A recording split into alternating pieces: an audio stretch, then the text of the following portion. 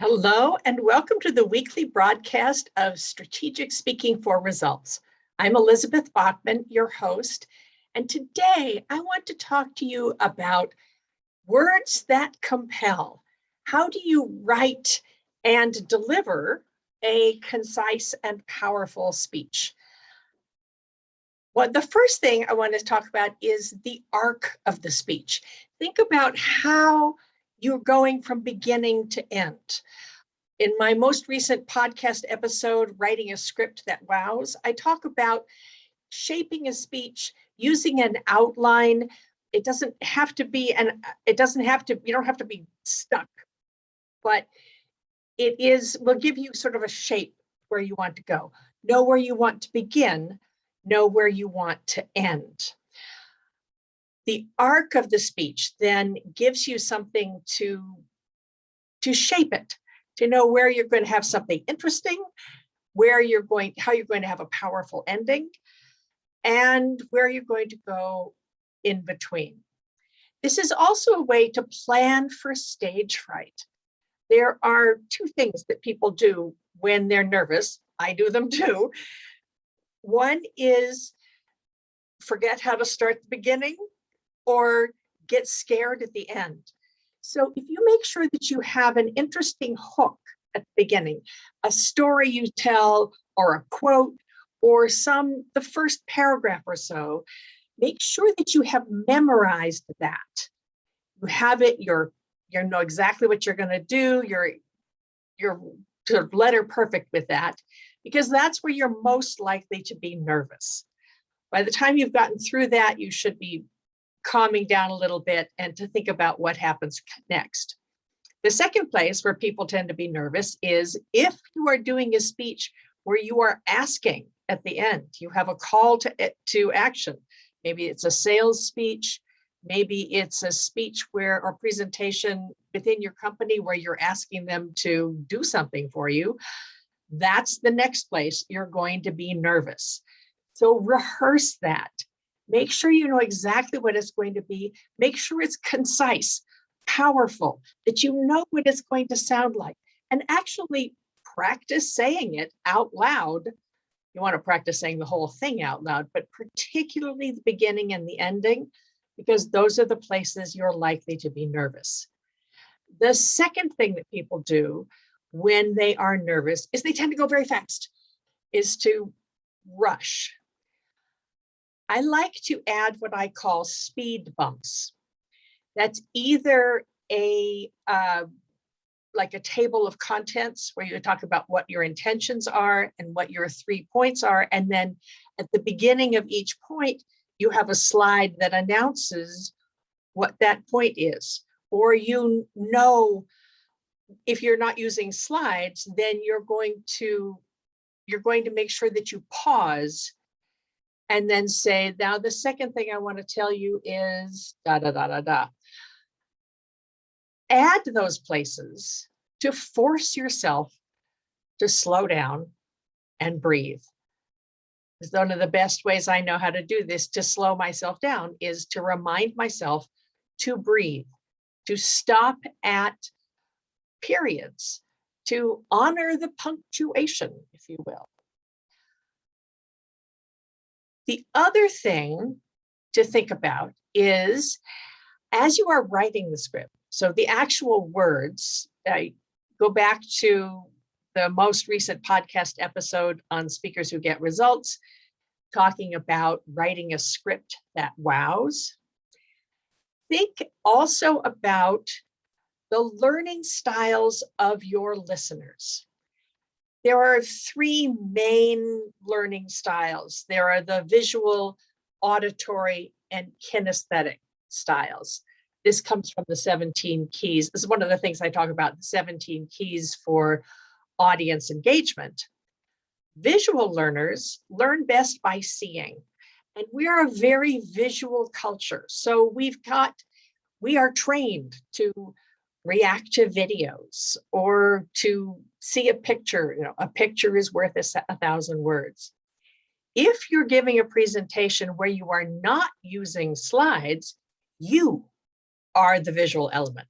So make sure that You have paid some attention to your stage presence and your charisma because that's visual. Auditory learners are people who learn best by hearing. So personally, I'm an auditory learner. When I finally learned this, I went, oh, I get it. I actually learn best by listening to something and then saying it back. In my opera days, when I was planning what I was going to do with an opera, was planning how I was going to manage it, I would often put the recording on in my car and go driving someplace. It was a waste of energy, but listening to it while you're doing something else is the easiest way for me to learn. Your auditory learners are going to want to do that. And then you also they need to then say it out loud to somebody else. One of the classic things that speakers will do is they'll say, pay attention to the learning styles. Say that back to me. And you have the audience say that back. Pay attention to the learning styles. When you're on video, have people say it aloud to themselves. That's very important for the auditory learners. The kinesthetic learners are the people who feel something in their gut. They don't really know where it comes from, but they have a feeling about that. And they also are the people who figure things out best by doing them.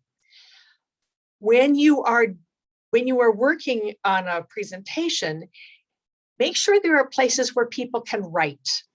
If you can, get them to move. That's hard nowadays when we're mostly online.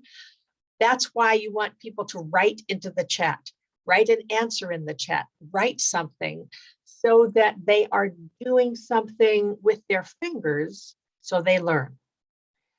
The reason this matters is because it's really easy for us to do everything that's aimed at our kind of listener, our kind of learner.